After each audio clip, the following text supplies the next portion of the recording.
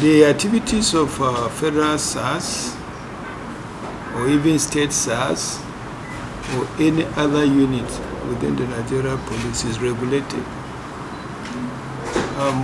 When we came on board, the outcry in the country was the extrajudicial activities of the federal Sars. And for that reason, during my maiden speech as Inspector General of Police, I decentralized federal Sars and gave the responsibility and control to the commissioners of police in the states to be checking their activities, and also we changed their mode of operations. But it seems we need to reform again. We've identified some of these unruly officers who have been terrorizing youth in particular in the name of Yahoo boys. We made them to stop, but it seems they have not heeded, or few of them have not heeded to that call. We've arrested some in Port Harcourt, some in Delta, and they are facing disciplinary action now. The public may know that a lot of disciplinary actions have been taken and is being taken against some of our officers that went out of their way to do things that are unbecoming of police officers. But we do it internally, quietly, and we ease them out a lot. We've been easing a lot out. But for us to be able to let members of the public know the reforms that we are doing in the police, so that we don't have these bad guys smearing the institution, we need to partner with civil society organizations, and we've been talking with few of them. I think we need to expand so that from time to time we'll sit down and discuss some of the activities we do in the police that they feel require some adjustment, it requires some reform, it requires some administrative directives. I will call on members of the public to exercise patience with us. We've already announced some measures against the activities of these unruly officers, whether it is federal Sars or other tactical units. All the measures we've announced must be followed to the latter. I've already sent written messages to the commissioners of police in the commands and assistant inspector generals of police in the zones on further procedure to be followed in order to checkmate the activities of these tactical units. And the reform continues.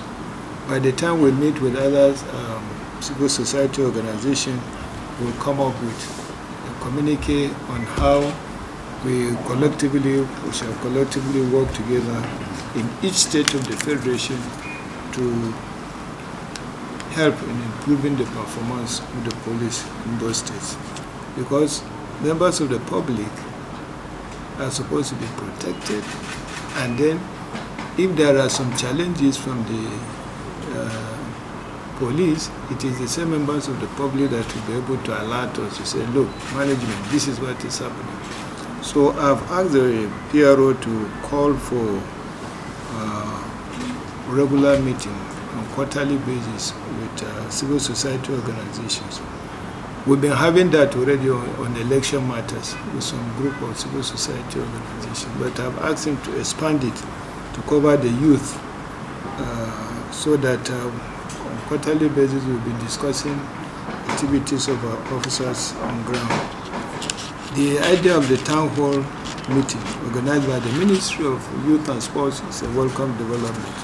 I think that will give us a forum also where we can always get feedback from members of the public through that forum. We have seen the response of the police authorities. We have also seen the response of government. in order to further deepen this response towards making sure that our youth are protected and not harassed, towards making sure that the police is professional. I've come this morning to thank the police force and the IGP especially, but also to hold private talks on how the reforms promised can be accelerated. The youth of this country are not all criminals. The youth of this country are law-abiding, and we know that a professional police will apply precision in identifying only the youth that are criminals.